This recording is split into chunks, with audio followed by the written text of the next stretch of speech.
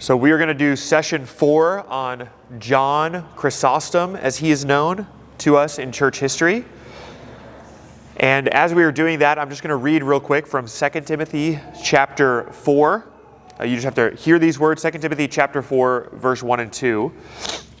Paul writes to Timothy, "I charge you in the presence of God and of Christ Jesus, who is to judge the living and the dead, and by his appearing and his kingdom, preach the word.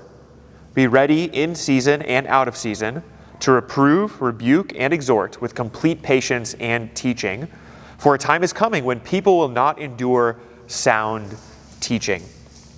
And so with these words of warning from the Apostle Paul to Timothy, it sets what I would call a cadence or a charge for all who end up in the ministry. And as we saw in the last session with Athanasius, and we've seen in previous sessions with Irenaeus and also with Justin, the point of these men working in the roles that they're doing is they are taking seriously the responsibility to preach the word.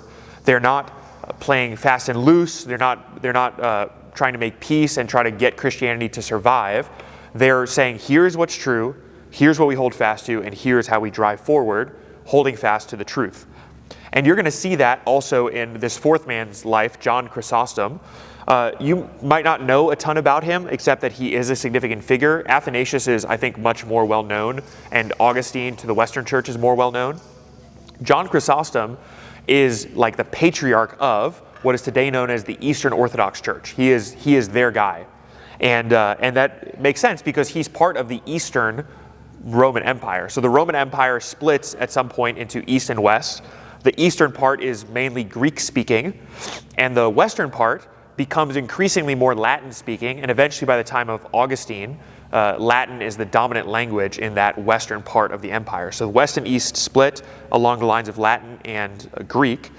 And John Chrysostom, he is a fluent orator in the Greek language, and so he becomes a paragon for what today is called the Eastern Orthodox Church. But he's not really Eastern Orthodox, as we're going to come to see. He holds to some doctrines that we would disagree with, as we saw with other of these men in church history. But by and large, he makes common appeals from the scriptures and the authority therein for people to obey. And so I'm going to start with a walkthrough of his life, and as I go along, I'm going to try to make application. And you'll notice, I hope that you pay attention to this, I put in how old he is when I put the dates in here. And I did that because I lose track of time myself when I'm reading dates from church history. And I think it's helpful sometimes to see how old someone is about when this or that event happened in their life. So if you don't appreciate that, don't tell me, because I woke up this morning early and did all that. So anyway, so he's born in 349 AD, roughly. That's about as much as we can get specific on. He could have been born plus or minus a couple years, but roughly in 349. He's born in a city called Antioch. Antioch is a Assyrian located city, but it's also a metropolitan hub. So you have in the same city pagans and Jews and Christians and Christian sects all together in the same city. And this is post, as you'll see by the dating, this is post-Council of Nicaea. The Arian controversy is going on and has kind of been resolved, but Arians are coming to power. So he deals with a lot of that same stuff that Athanasius dealt with, but he's also dealing with rampant paganism and pagans who reject God and Christianity in general. He's dealing with Jews who are holding on to their religious beliefs over and against the Christian claims. And so this is the city that he's born into. He's raised by a mother and a father, although his father dies probably around the time he's 2 or 3 years old. And his mother, Athanusia, she is the one who basically raises him. And there's a line in his biography that talks about how difficult it was for women to raise children writ large in this culture and society, but how much worse it was for them to raise male children. Because with female children, you don't have to foot the bill of sending them off to school and paying their way for them to have a successful career, because they're going to marry, hopefully, into wealth. Well, for Athanusia, she's raising a male child in this world, and she makes sure that John has a top-notch education. In fact, John's teacher, when his pagan teacher, he goes to a pagan grammar school and learns rhetoric and oratory from them up until the time he's about 17 or 18. When he's going into that school, his teacher, Licinius, he asks about Justin, he asks about his upbringing, and when he hears about Justin's mom who has done all this stuff for him, he proclaims this quote that I have in the handout there: "Great heavens, what remarkable women are to be found among the Christians." And this is basically true, that this would not have happened probably if his mother was not a Christian. His mother, under the conviction that her son's life matters and that his education matters for the advancement of the gospel and for his own sake, she foots the bill, takes the responsibility, and puts him basically through school. And it's unlikely that everything else that happened in his life would have happened apart from his mother making sure that he got this education. Because people will comment on the fact that I skipped this part in the beginning. His last name is not Chrysostom, as has been pointed out by others. Athanasius Contramundum, that's not a last name. Chrysostom is a Greek word, compound word, that means golden mouth. Chrysia is gold, stoma is mouth in Greek. And so John Goldenmouth, he's the orator, he is the great preacher of the early church. And his oratory is so profound because he trained in the best rhetorical schools that the Greek world had to offer. He trains with some of the most learned men of his day, and his grammar school possesses all of the major bishops that you would basically have coming about in the church. So he goes to school with a guy named Theodore of Matsupasia, who's another major bishop in the early church, and he's got a bunch of heavy hitters that he goes to school with, and they all trained in this very rigorous education. And remember, he's doing that with his mother footing the bill under the conviction that this is important for him. So it's unlikely that all of the impact he had would have happened if it were not for his mother's faithful investment. He's raised in a Christian home by a Christian mom. He's considered a catechumen from the time that he's a little boy because he's raised by a Christian mother. He's baptized at the age of 18 in 368 AD. And that is like a major turning point in his life because he was going through that grammar school and he was going to pursue a secular career. And he leaves that secular career, he quits the grammar school, he leaves it all behind, gets baptized, and then pursues an ascetic lifestyle, which is to say he goes off and he's going to pursue solitary confinement and contemplation. This is what he thinks is the most honoring thing to do. So he pursues asceticism, and this is, I would say, part of the warts portion of what I would want to talk about with both John and in my second session with Augustine. These men are not perfect. So we're going to look at them warts and all. And his asceticism, in some sense, is really good. For instance, he memorizes almost the entirety of the scriptures during this 2-year period of ascetic retreat. It's also terrible because he basically cripples his body to the point that he dies from these inflictions that he did during his long fasts and long sleepless nights and all that. It creates lifelong health problems for him. And ultimately, he dies at the age of like 53 from these early inflicted injuries. He's just a weak and feeble man over the course of his life as a result of all this strict discipline. Also, as part of the ascetic lifestyle, he confines himself to a life of celibacy. So he refuses to get married, and that's actually not very uncommon in Antioch. But he also eventually has some good things to say about marriage. Early on in his life, he speaks very harshly about marriage, about the temptations therein. But later on, he seems to soften on that, especially as he becomes a priest and then a bishop in the church. So that's his early life. He becomes a deacon in Antioch, so he pursues the ascetic life for a couple of years. His body can't handle it, and so he has to go back to the city, back to Antioch, and when he comes back into the city, he's made a deacon. This is actually a really common thing. The monasteries, where the ascetic practice would happen, is kind of like a proving ground for people who later become clergy in the church. So the monastics were seen as the best place to draw from as a resource for priests and future bishops. That's actually how Augustine becomes bishop as well. He's a ascetic first, and then he pursues later clerical life. But just to give you a quick snapshot of what this ascetic practice would look like,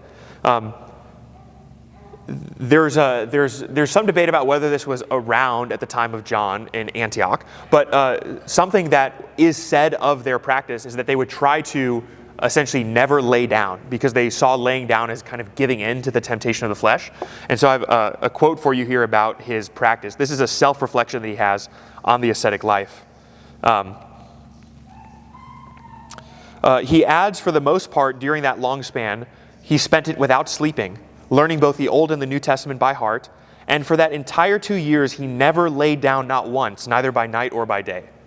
He was allowing himself, we may assume, only the most meager of a diet, with long spells of fasting. And then the biographer goes on to say, it's no wonder that he basically destroyed his physical health. So you might be wondering to yourself, how on earth does someone not lay down for 2 years, day and night? They would essentially form these like crops in the rock outcomings, where they would be in a narrow enough part of the rocks where they could wedge themselves so they could fall asleep upright, but so that they wouldn't lay down and therefore give in to temptation. So this is a really rigorous, disciplined life. I'm telling you this is warts and all, because this will come to influence who he is and what he's like. But that is the thing that basically destroys him and ultimately makes him have to go into the ministry, because he can't keep up that lifestyle. His body can't handle it. So he goes into the ministry, becomes a deacon in Antioch at the age of 28. And in that time, we have a bunch of writings. He writes against Manichaeism, which is a sect of Gnosticism, which we referenced earlier. It's a very brutal sect of Gnosticism. And he also writes against certain monastic abuses. So one example of this would be that in the monastic life, you would swear to celibacy.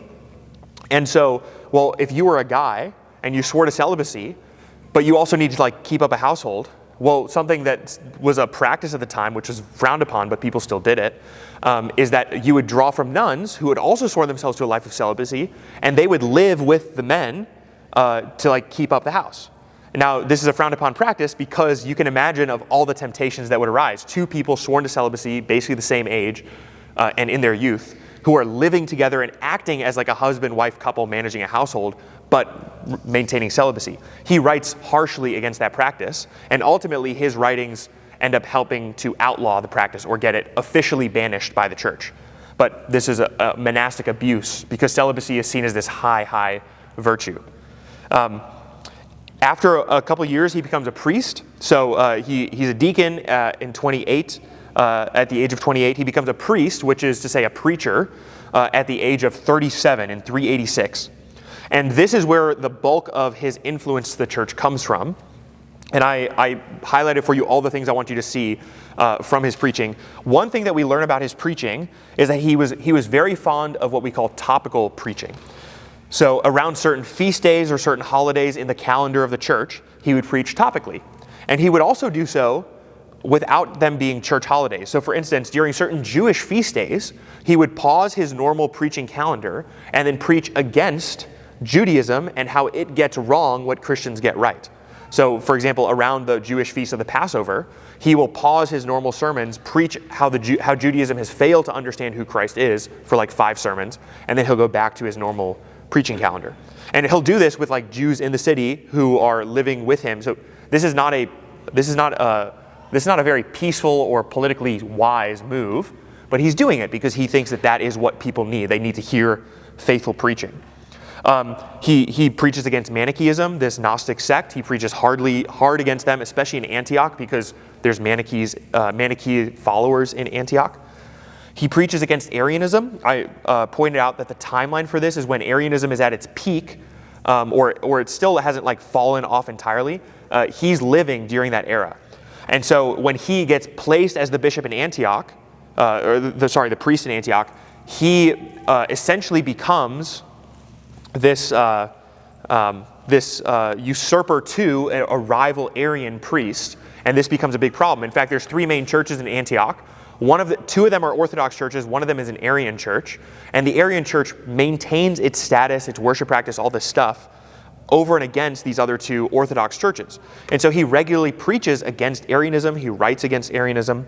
So he preaches topically about things that people in his city struggle with. He preaches exegetically as well. Many of the things that we can read about him from history are basically his sermons and other treatises that he writes. And unlike some of the other guys we've talked about, where there's only a couple of extant works that we have. If you were to try right now to read everything that we have from John Chrysostom, you'd be busy for like the next 5 years of your life if you were an avid reader. He preached hundreds and hundreds of sermons on various books of the Bible. He did like almost 80 sermons through the book of Genesis. He preached almost 30 sermons through the book of Romans. And he just has all these, this wide output of sermons. It's also worth noting that he preaches exegetically. He'll pause for like these topical sermons. He'll come back to exegetical preaching. And that becomes really, he's the only person that I can find right now in church history who maintains a practice like that, preaching book by book through books of the Bible, until really you have the Protestant reformers. So he's an early example of what we might call expository preaching. And he's really good at it too. This is what he's known for, right? He's called Golden Mouth. So he takes these texts and he makes them abundantly relevant for his day. He preaches practically, and that is to say that in his sermons, whether it's a topical sermon or a expository sermon, he goes after the people in his own church and the things they struggle with. So he's not talking about vain theological concept or whatever else. There's bathhouses in the city, which is a place where you all get naked, shower together. You know, that's a pretty common practice. He preaches against that. He says this is a place where vice can happen and it makes people soft, and so he preaches against it. And it's likely that people in his congregation go to these bathhouses. He preaches against the races. So I know a lot of you have been following the Indianapolis Pacers. That's probably the closest example of what he's preaching against. So he's preaching to Christians against observing races and taking in all this sporting, as opposed to going to church, because the races would be held on leisure days, of which Sunday was a leisure day in the Roman Empire. And so the races sometimes happen at the same time as church. And we know this because he will chastise the people in the congregation on later days in the week for having skipped the earlier service and not having come to church and have gone to the racetrack instead. And he also preaches against the theater, because the theater is a place where vice is predominantly upheld and lifted up. And he's got this actually really powerful example of lust and how the theater allows men to lust after women who aren't their own wives. And he's using this example. Remember, people in his church go to the theater, and so he's preaching against the sins they struggle with. And the last example of this is he preaches against wealth and the abuses of it. So he thinks that Christians ought to be charitable. He gives away a ton of his own money that he has as part of his fortune and his power. But he does not think that the state should enforce certain welfare claims. So people have often taken him to say that. We know that's not true because when he becomes a bishop in Constantinople, he preaches to the wealthy and he says, you must, through a spirit of charity, uphold the poor and care for them. But he does not think it is wise for the state to tax the people to a certain rate where the poor are taken care of, because he says that takes away the charity part of it, which is a huge component of caring for the poor. So he preaches against all kinds of abuses. The last thing I'll say about his preaching, and then the rest of this will be quite straightforward, is that he preaches in a really familiar style. And what I mean by that is his commentaries that we have on Genesis and Galatians and Romans, there's debate about whether he had a ton of time to prepare for some of them or not. And a more modern way to understand that, the difference in quality between those commentaries, is that some of them are sermons that he preached and were recorded as is, and that he later had a ton of time to edit and turn into commentary. And some of them were basically his sermons as they were transcribed by various transcribers, but they weren't really well edited. So one of the hallmarks of Chrysostom's sermon, as opposed to one that's been edited into a commentary, is things like references to the weather, references to people clapping, mocking people in the audience, pointing out names. Like, that is all stuff that he would do in his sermons. And so when he's doing all that, you know he's preaching in a familiar style.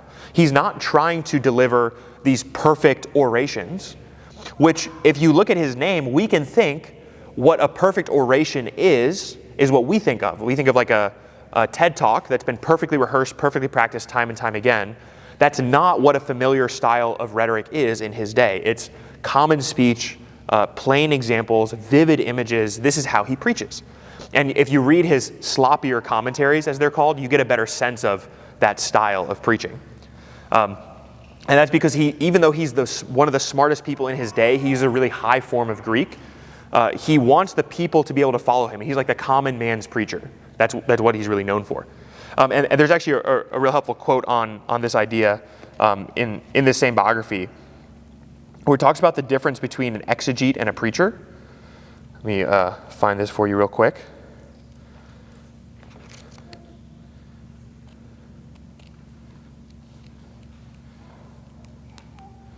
Here's what the quote says.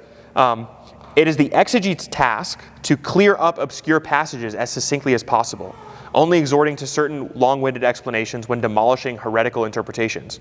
However, it is the preacher's task to spread himself to the heart's content, presumably in the interest of edification, on passages that are already perfectly clear.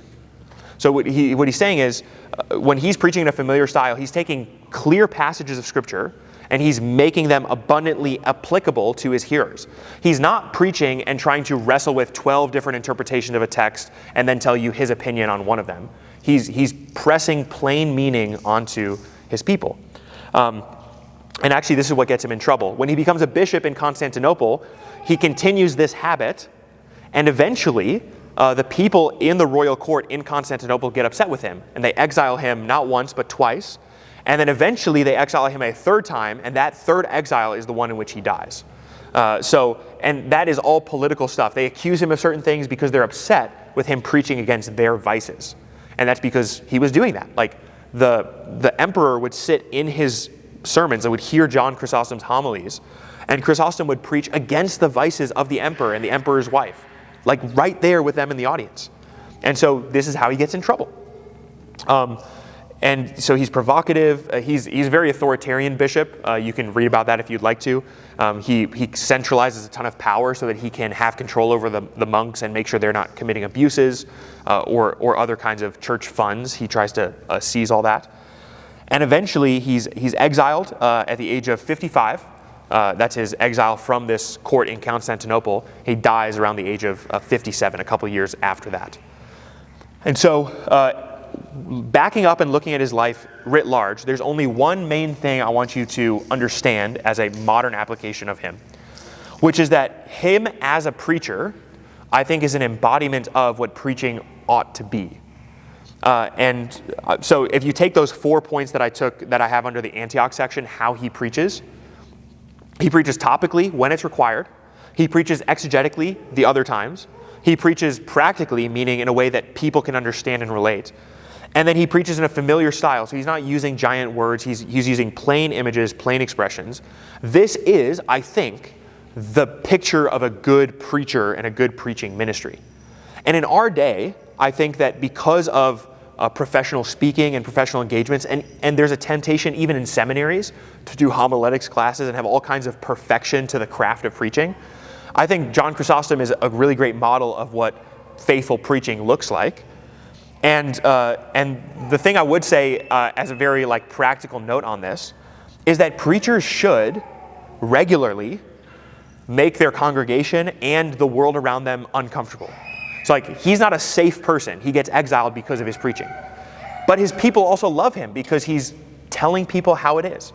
So one time, there's an example of where he talks about the intimacy of a marriage relationship between a husband and wife and how beautiful it is. And he uses pretty descriptive language to do that.